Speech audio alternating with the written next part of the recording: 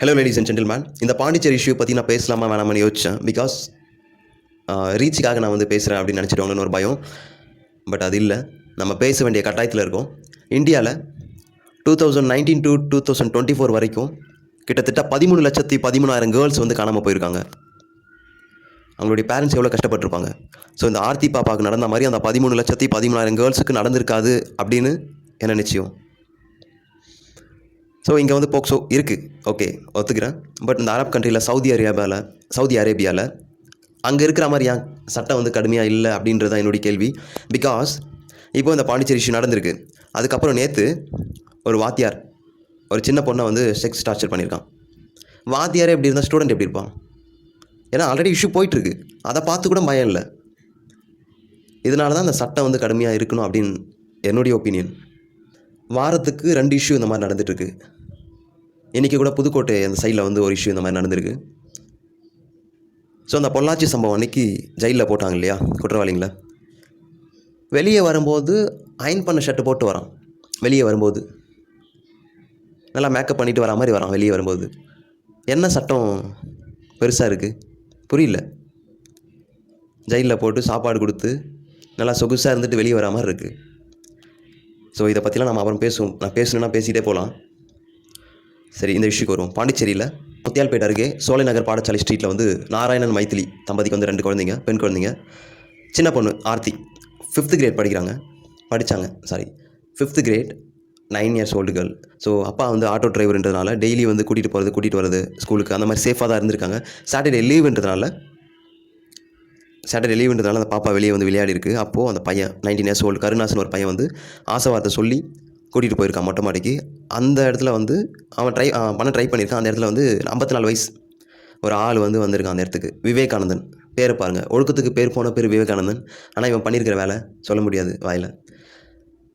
So 2 பேரும் வந்து போட்டி போடுறாங்களாம், நான் தான் ஃபஸ்ட்டு பண்ணுவேன். எப்படி இருக்குது பாருங்கள்.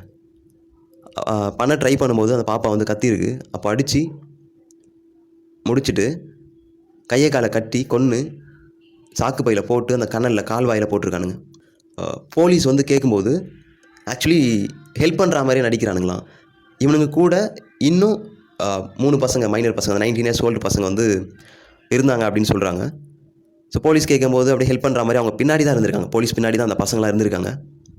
அந்த கருணாஸ்ன்ற பையன் பிளேடு எடுத்து அவன் கையை கிழிச்சிருக்கான். அப்போது எதனால் அவன் கிழிச்சான் அப்படின்னு பார்த்தா அவன் கஞ்சா போதையில் இருந்திருக்கான். ஸோ வழி தெரியாது அப்படின்றதுனால நிறைய இடத்துல கிழிச்சிருக்கான். இது எப்படி இருக்குது பாருங்கள். ஆக்சுவலி அந்த ஊர் மக்கள் வந்து இங்கே வந்து இந்த கஞ்சா அது வந்து புழக்கத்தில் இருக்குது, அதை கட்டுப்படுத்தணும் அப்படின்னு போலீஸ்கிட்ட சொல்லியிருக்காங்க. பட் அவங்க சரியாக அதை கண்டுக்கல அப்படின்னு சொல்கிறாங்க.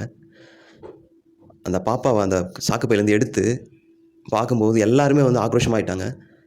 அந்த பசங்களை வந்து எங்கள் கையில் கொடுங்க, நீங்கள் போலீஸ் ஸ்டேஷன்லாம் எடுத்துகிட்டு போக வேணாம், எங்கள் கையில் ஒப்படைங்கன்னு சொல்லிட்டு ஒரு ஆக்ரோஷமாக வந்து பேசியிருக்காங்க. எவ்வளோ வலி இருந்திருக்கும். பேரண்ட்ஸ் வந்து அந்த பாப்பா பார்க்கும்போது எவ்வளோ துடிச்சு போயிருப்பாங்க. இப்போ ரீசெண்டாக சித்தா படம் வந்தது இல்லையா, அந்த படம் பார்க்கும்போதே நமக்கு அவ்வளோ கோவம் வந்தது. ஸோ பட் படம் தான், பட் எமோஷ்னலி நம்ம கனெக்ட் ஆகி அவ்வளோ கோவம் வந்தது. இப்போ ரியலாக நடந்திருக்கு. இந்த மாதிரி வாரத்துக்கு 2 இஷ்யூ இந்த மாதிரி நடக்குது, அப்யூஸ். பட் கவர்மெண்ட் என்ன ஆக்ஷன் இதுக்காக எடுப்பாங்க? ஆயுள் தண்டனை கொடுத்துட்டா முடிஞ்சிருமா? சாப்பாடு போட்டு தங்க வச்சுட்டு எப்படி இருக்குது பாருங்கள்.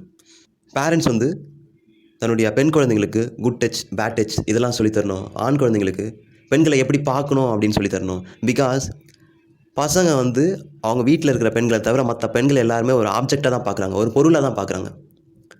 லைக் ஒரு செக்ஸ் டாய்ஸ் மாதிரி தான் பார்க்குறாங்க.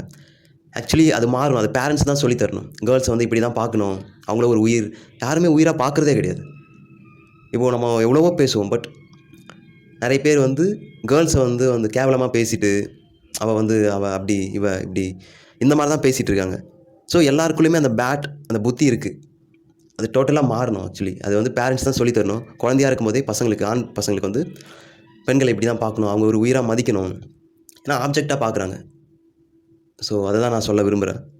இப்போது நம்ம இதை பற்றி வந்து ஸ்டேட்டஸ் போடுவோம், வாட்ஸ்அப்பில், இன்ஸ்டாகிராமில் ஸ்டோரி வைப்போம், ட்விட்டரில் ட்வீட் பண்ணுவோம். பட் இந்த மாதிரி இஷ்யூ நடந்துகிட்டே தான் இருக்குது. இப்போ லாஸ்ட் இயர் இந்த மாதிரி எத்தனை இஷ்யூ நடந்ததுன்னு கேட்டால் தெரியாது, மறந்து போச்சு. இந்த இஷ்யூ இப்போ ஃபேமஸாக இருக்குது. நெக்ஸ்ட்டு வேறு இஷ்யூ வந்தால் இது மறந்து போயிடும். ஸோ மறக்கக்கூடாது. அந்த அளவுக்கு ஒரு தண்டனை கொடுக்கணும் அப்படின்னு நான் கேட்டுக்கிறேன். என்ன சொல்கிறதுன்னு தெரியல. இதை பற்றி நிறைய பேசணும். பட் என்ன தான் பேசினாலும் எந்த யூஸுமே கிடையாது. அந்த மாதிரி தான் போயிட்டுருக்கு. தேங்க்யூ. நெக்ஸ்ட் வீடியோவில் சந்திக்கிறேன்.